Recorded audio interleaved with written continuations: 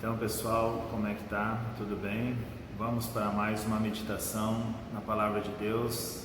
O título da mensagem hoje é Tente Outra Vez. E você já vai entender de onde eu tirei essa ideia, que não é uma ideia, mas é uma grande verdade que nós temos em Jesus. Então, vamos lá. Lucas, capítulo 5, a partir do versículo 1. Vamos abrir a Bíblia aí e vamos procurar esse texto que é maravilhoso. Então, Lucas, capítulo 5, versículo 1 diz assim, ó: Certo dia, Jesus estava perto do lago de Genezaré, e uma multidão o comprimia de todos os lados para ouvir a palavra de Deus. Viu à beira do lago 2 barcos, deixados ali pelos pescadores que estavam lavando as suas redes. Então vamos imaginar, porque isso daqui não é uma lenda, isso daqui não é um conto de fadas, isso aconteceu. Jesus está ali ensinando a palavra de Deus, só que o pessoal tinha tanta sede e Jesus falava de uma maneira tão maravilhosa que as pessoas começavam a se aglomerar perto dele. Então ele olha, tem 2 barcos ali, ele pensa assim: eu vou subir num dos barcos para seguir falando a palavra de Deus, com certeza a mensagem do reino de Deus para aquele povo. Então, versículo 3: entrou num dos barcos o que pertencia a Simão e pediu-lhe que o afastasse um pouco da praia. Então sentou-se do barco e ensinava o povo. Pessoal, que maravilha isso daqui, hein? Já pensou? Você poder fazer parte desse, sei lá, o pessoal não entendia a grandeza desse momento aqui, Jesus num barco, imagina aquela cena maravilhosa, Jesus está ali ensinando. Então, a primeira lição que a gente vê aqui é: quando Jesus entrar no barco da tua vida, deixa ele entrar lá, faz que nem Pedro: está aqui, Senhor, está aqui, entra aí no barco da minha vida, prega o reino no barco da minha vida, no meu coração, para minha família, que não existe coisa melhor. Então Jesus perde esse barco a Pedro e Pedro libera, diz: pode entrar, o barco é teu. E assim a gente tem que fazer com Jesus, a casa é tua, né? Ele é o autor da vida, ele nos criou, ele sabe o que é melhor para nós, ele sabe tudo. Bom, e aí Jesus está lá ensinando, né, o povo maravilhado com certeza, porque eram palavras de sabedoria, palavras simples, profundas, é incrível. Aí diz assim, ó, versículo 4: tendo acabado de falar, disse a Simão é Pedro, né? A gente sabe. Olha o que Jesus disse: vá para onde as águas são mais fundas, e a todos lancem as redes para a pesca. Agora olha que interessante. Simão respondeu: mestre, esforçamo-nos a noite inteira e não pegamos nada. Pessoal, eu vejo, sabe o que eu vejo aqui? É toda a desesperança de Pedro. Por quê? Porque Pedro era um pescador experiente, ele vivia, ele ganhava vida pescando, tá? Ele era um profissional da pesca. Eu gosto de conversar, às vezes eu não pesco nada, mas eu gosto de conversar com o pessoal que pesca. Eles dizem assim: a lua estava não sei o que, a maré não era. O pessoal que pesca, né, vocês aí que pescam bastante, tem pessoas que me disseram: não, o vento, pelo vento a gente sente se vai ter peixe. Um cara, quanto mais experiente é, mais ele sabe quando é que tem peixe ou quando é que não tem peixe. Então Pedro deve ter olhado para Jesus assim, com aquela desesperança de Pedro, né, que ele era bem, vamos dizer assim, bem espontâneo. Deve ter pensado assim: homem do céu, tu é um pregador, tu é um mestre, né, mas tu é carpinteiro. Jesus trabalhava com o pai dele na carpinteria, de repente Pedro até sabia: vai, carpinteiro, cara. Eu sou pescador profissional, eu ganho a vida pescando, eu fiquei a noite inteira. Eu estou morrendo de cansaço, eu estou morrendo de sono, eu estou louco para comer uma comida, eu quero ir para casa, né? Então, primeiro Pedro deixa passar toda aquela desesperança, né, para dizer assim: mestre, esforçamos a noite inteira e não pegamos nada. Então, qual é a lição aqui, pessoal? A lição aqui é a seguinte, ó. Muitas vezes a gente escuta uma palavra de alguém que diz assim: tenta de novo. Tenta de novo, tenta o teu casamento de novo, tenta reconstruir esse casamento que está acabando muitas vezes, ou que já se acabou. Às vezes a gente escuta, né, um pastor falando, tenta de novo no teu casamento, aí tu pensa assim, não dá, eu já me esforcei a vida inteira, sei lá quantos anos, e não pegamos nada, quer dizer, a coisa não flui, já tentamos tudo. Talvez não seja um casamento, talvez seja, sei lá, um problema emocional que você tenha, que você está lutando há tantos anos, aí escuta alguém dizendo, tenta outra vez, você diz, não dá, eu já fiz de tudo, eu já tentei. Ou às vezes pode ser um pecado, um vício que você tanto tempo quer largar e não consegue, aí escuta isso agora dizendo, tenta de novo, tenta outra vez, lança as redes de novo, e você diz, pastor, não dá. E pessoal, humanamente falando também não dá, porque o ser humano é limitado, a gente não quer entender isso, o ser humano não quer dar o braço a torcer, mas a gente é limitado, a gente chega até um certo ponto, porque não foi você que criou o ser humano, não foi você que é Deus que nos criou. Então existe uma limitação que não tem como passar, a não ser que Deus diga, tenta de novo, vai de novo. Então não sei como é que está a tua vida emocional, espiritual, teu casamento, eu sempre me recordo, quer dizer, de uma história que para mim foi muito marcante, de uma pessoa que uma vez entrou numa igreja, na nossa igreja, e era um culto de oração, e terminou o culto de oração, a primeira vez que ela tinha entrado, ela estava chorando ali no canto, e eu fui falar com ela, eu disse, mas o que aconteceu? Né?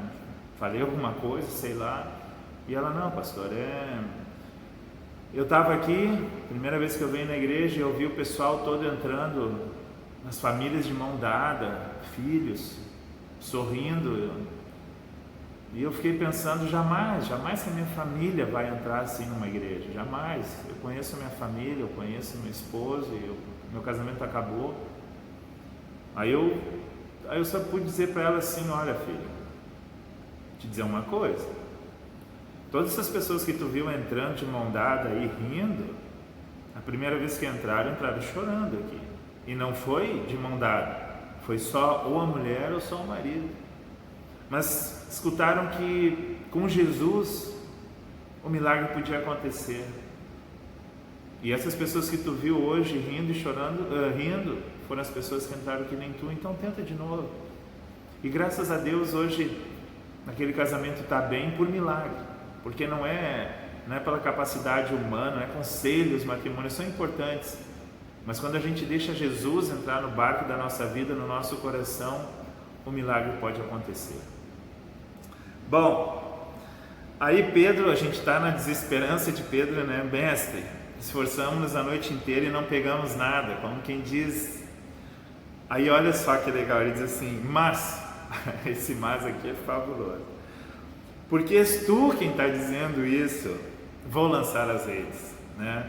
Então, humanamente falando, ele tinha desistido, mas é tu que está dizendo, eu vou lançar as redes. Aí pessoal, versículo 6, olha só. Quando fizeram, pegaram tal quantidade de peixes, que as redes começaram a rasgar-se. Então fizeram sinais a seus companheiros no outro barco para que viessem ajudá-los. E eles vieram e encheram ambos os barcos, ao ponto de começarem a afundar. Quando Simão Pedro viu isso, prostrou-se aos pés de Jesus e disse, afasta-se de mim, Senhor, porque sou um homem pecador. Eu acho que aqui pesou a consciência, né, pessoal? Quando ele viu aquela quantidade de peixes, aí ele olha para Jesus e diz assim, puxa vida, que prejuízo, que preconceito eu tive desse carpinteiro, né, desse pregador, que eu achei que só sabia pregar, mas que entende de pesca bem melhor do que eu, que me achava o sabe-tudo da história aqui. Creio que foi mais um arrependimento daquele momento, e pecador Pedro era como você, como eu sou, mas não importa o que somos, importa o que podemos ser quando Jesus entra no barco da nossa vida, né? Então aqui ele se arrepende daquele pensamento que ele teve de desesperança, de incredulidade, que é normal no ser humano. Se você tem incredulidade, Pedro também tinha, eu também já tive, tenho, mas eu sei que Deus é maior que a minha incredulidade, Jesus é maior que tudo. Aí versículo 9, pois ele e todos seus companheiros estavam perplexos com a pesca que haviam feito, como também Tiago, João, os filhos de Zebedeu, sócios de Simão. Que sociedade, né? Pedro, Tiago e João era uma companhia de pesca. Maravilhoso isso, pessoal. Pessoal, então a primeira coisa de tantas coisas que a gente aprende aqui, é que não importa quem tu és, não importa o que tu já fez, não importa o que tu já pensou a respeito de Jesus, a respeito de igreja, a respeito de nada, tá bom? A igreja é um lugar para ti, a igreja é um lugar para pecadores, a igreja não é um museu de santos, a igreja é um lugar de pecadores como Pedro, como você, como eu, que estamos dispostos a seguir uma pessoa que é maior do que tudo, que é maior do que nós e que é o autor da vida, que é o único que pode transformar toda a tua miséria em alegria, toda a tua dor em alegria, toda a tua tristeza em felicidade. Esse é Jesus. E aí Jesus olha para Simão compreensivelmente, porque Jesus sabe quem nós somos, e diz, seguindo o versículo 10, Jesus disse a Simão: não tenha medo, de agora em diante você será pescador de homens. Então eles arrastaram seus barcos para a praia, deixaram tudo e o seguiram. E aqui é outra coisa maravilhosa, pessoal. É que Jesus ele quer transformar teu casamento, ele quer transformar tua vida emocional, ele quer transformar tua vida espiritual, ele quer te libertar de tudo aquilo que tem destruído a tua alegria, a tua vida. Mas não é só isso, ele te propõe um modelo de vida que vale a pena seguir, um modelo de vida que vai te levar para a eternidade. O que Jesus veio ser para nós é um modelo de vida, é um mestre, e discípulo de Jesus é aquele que segue a Jesus. Esse era o conceito de um discípulo. A palavra discípulo tem a ver com aprendiz, mas tem a ver com disciplina, por isso o término, né? Discípulo, disciplina.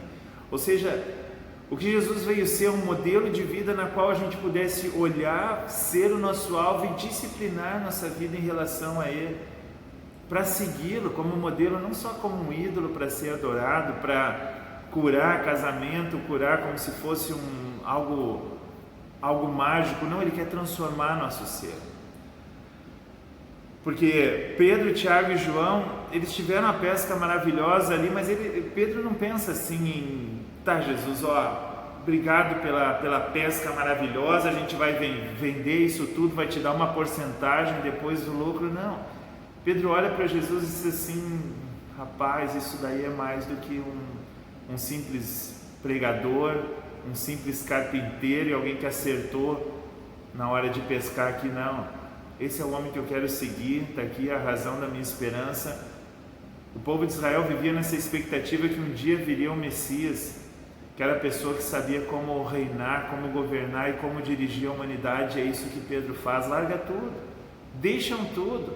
Não sei se deixaram todos aqueles peixes para a multidão que estava ali comer ou simplesmente deixaram, mas ali diz que deixam tudo e vão a seguir Jesus, e a vida deles nunca mais vai ser a mesma, pessoal. Pedro, Tiago e João, sócios numa cooperativa de pesca ali de Jerusalém, que decidem abrir o seu barco para Jesus entrar e decidem seguir a Jesus.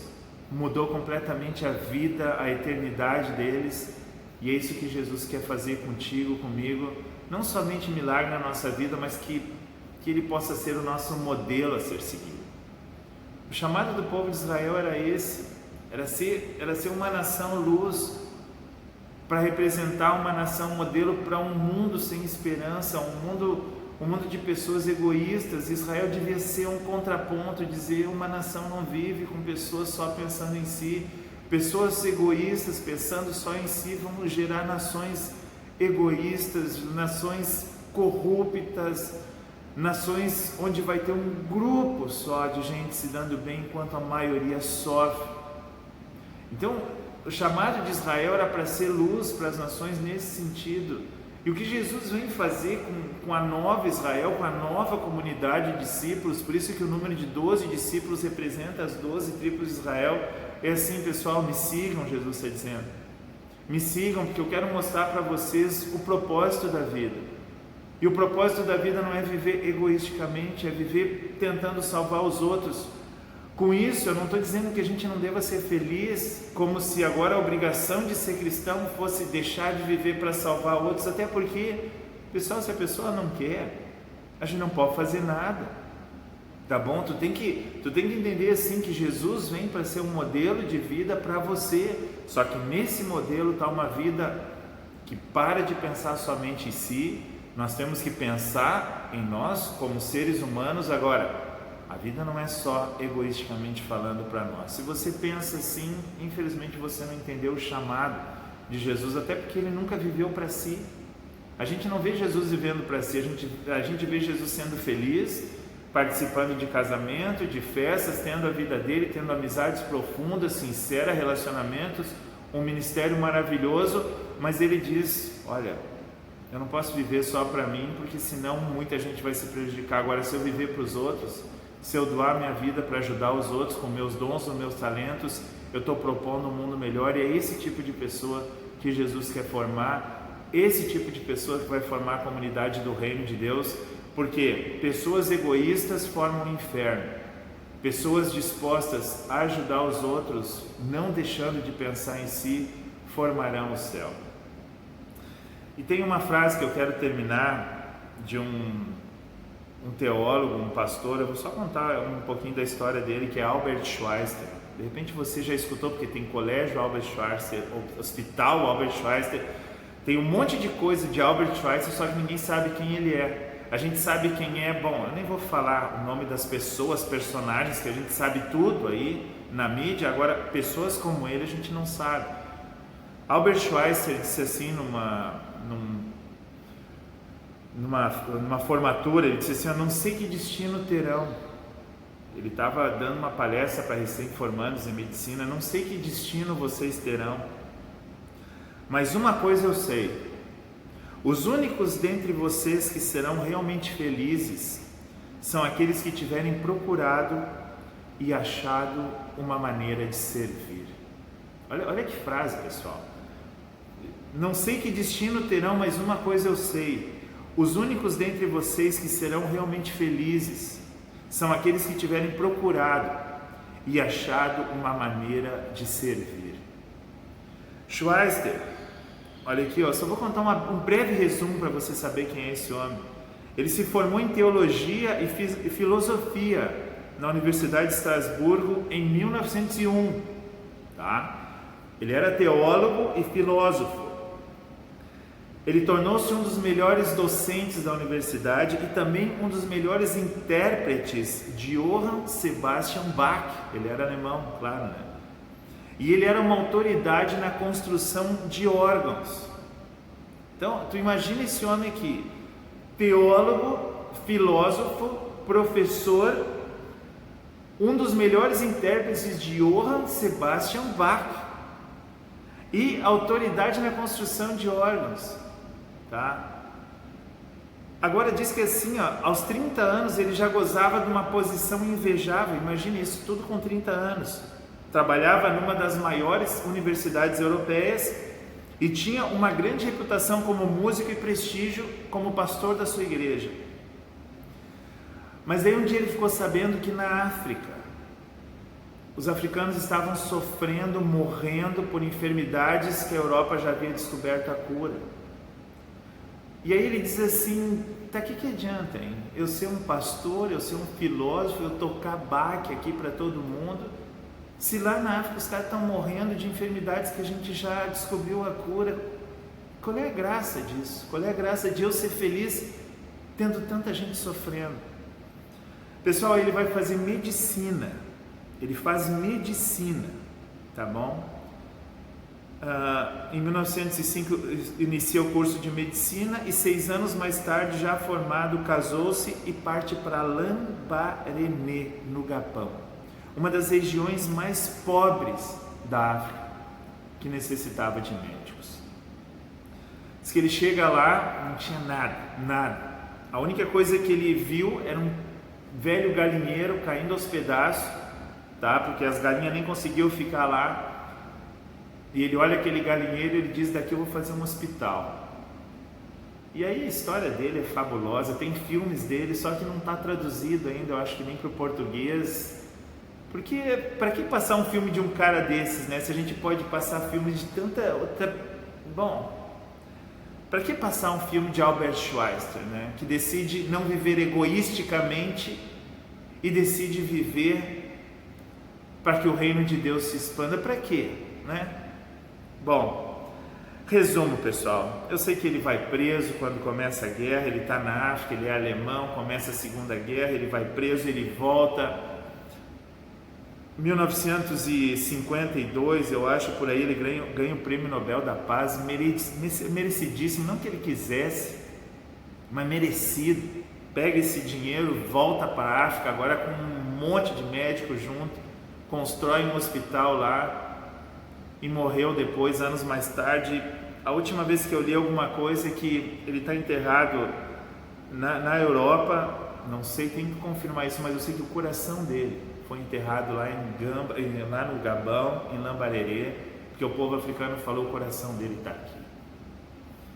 Pessoal, tanta gente aí querendo ser feliz, tanto curso para a felicidade, e de Albert Schweitzer a gente tem essa lição. Não estou dizendo que com isso você tem que ir para o Gabão, para Lambarerê, a não ser que Deus te chame. Eu só estou dizendo que a gente, para ser feliz, tem que começar a pensar menos egoisticamente em nós. Porque se tu viver só para ti, vai chegar um ponto que não vai mais ter graça. Garanto para vocês. Agora, se a gente olha para Jesus, a gente vê que o modelo de vida dele não era só para ele. Ele vivia, ele era feliz, ele aproveitava cada momento, cada situação, ele viveu plenamente. Mas ele deixou uma ideia bem clara, e está lá em Marcos, que é: eu não vim para ser servido, eu vim para servir e dar minha vida e resgate para muitos.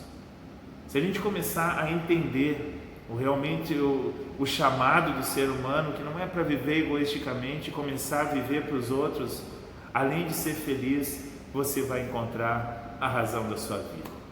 Que Deus nos abençoe, que Jesus, que Schweitzer, que tantos outros aí, Pedro, Tiago e João, possam ser modelos de felicidade para nós, e não tantos outros modelos aí que a gente vê que se desgastam com o tempo.